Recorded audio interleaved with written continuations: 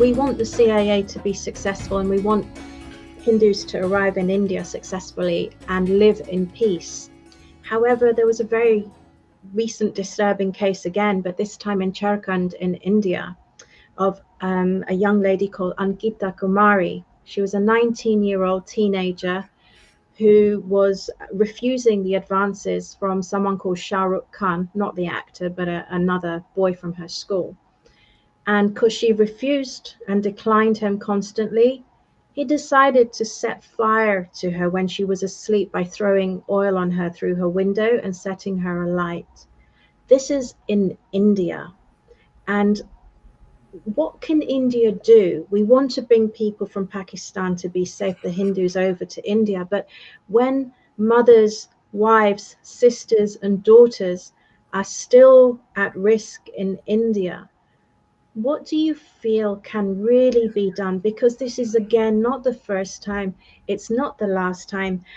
It's a point where I've, again, seen how Hindus, where they did first fall to fear, are now angry.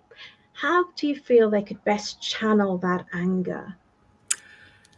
It is yet another tragedy, and I think we have almost gotten to the stage where you and I talk about so many of these things.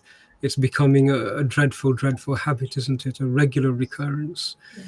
So again, I sympathize with the family and empathize with what you're expressing completely.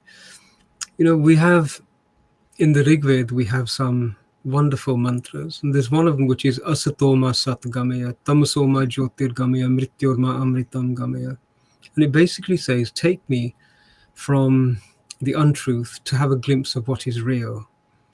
And it says, take me from darkness to light. And it concludes in, take me from a state of deathfulness, mrityur, to a state where there is the absence of death.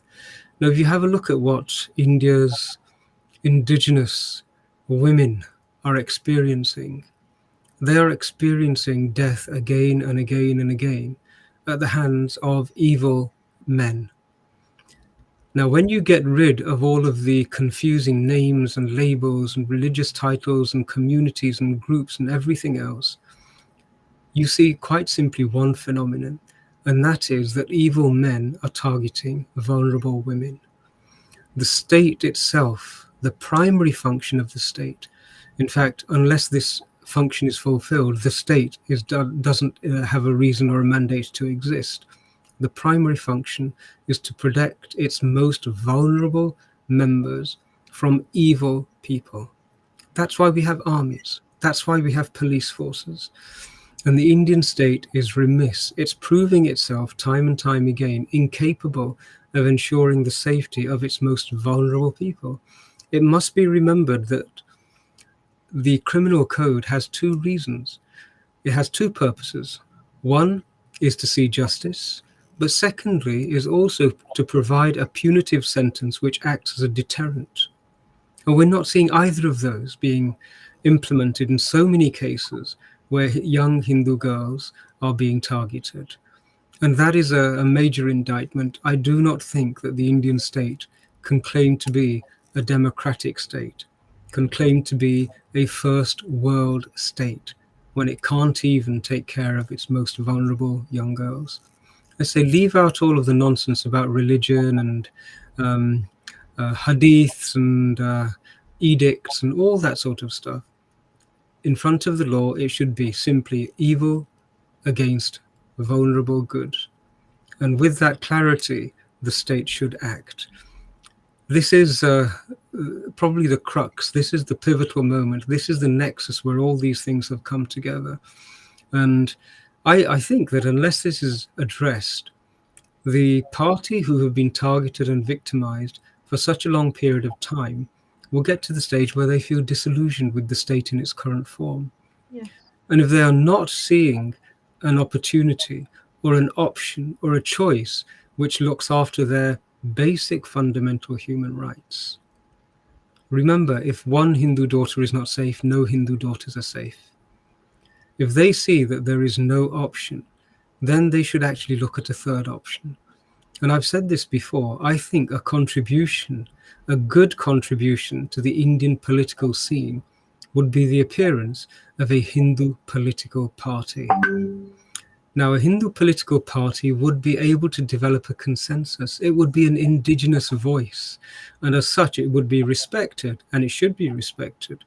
And it may well be that a coalescing of the Hindu voice into a political force would bolster the BJP and give the BJP the support that they need, that they would then be empowered to make the changes that are necessary. And in politics, everything has to be considered. So I think that is something that's on the horizon, but is drawing closer and closer to us. That is a fantastic idea, Panditji. Why has a Hindu party never come forward in India? I've not heard of one. And yes, it's long overdue. You know, it's a good representative of the majority. It is. In most countries across Europe, you have many Christian democratic countries. Yes. The political parties in America, especially the Republicans, they trumpet their Christian affiliations and value systems. Yes. In India itself, we have the AIMIM, the Islamic political parties. So there's no reason why that shouldn't occur. And I think if it were to occur, it would only accelerate the cause for ensuring justice and protection for the indigenous civilizational community there. Yes. I think it's a necessity. Absolutely. Do you know if there is such a party in India, or is that something that we need to start encouraging and forming? I think we should encourage it at every opportunity. And these things are best left to gently, quietly grow and plant roots until the shoots are ready to appear themselves. I'm very confident that the roots are being watered and nurtured and nourished. And I would like to see them really bear fruit very, very soon. Absolutely. There's a huge gap in the political market for that. So yes, that's a fantastic suggestion.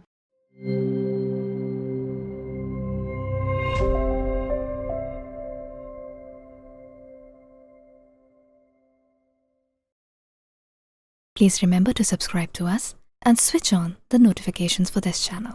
For our other social media links, more content, and to support our work, please visit citti.net. Dhanyavad. Namaskar.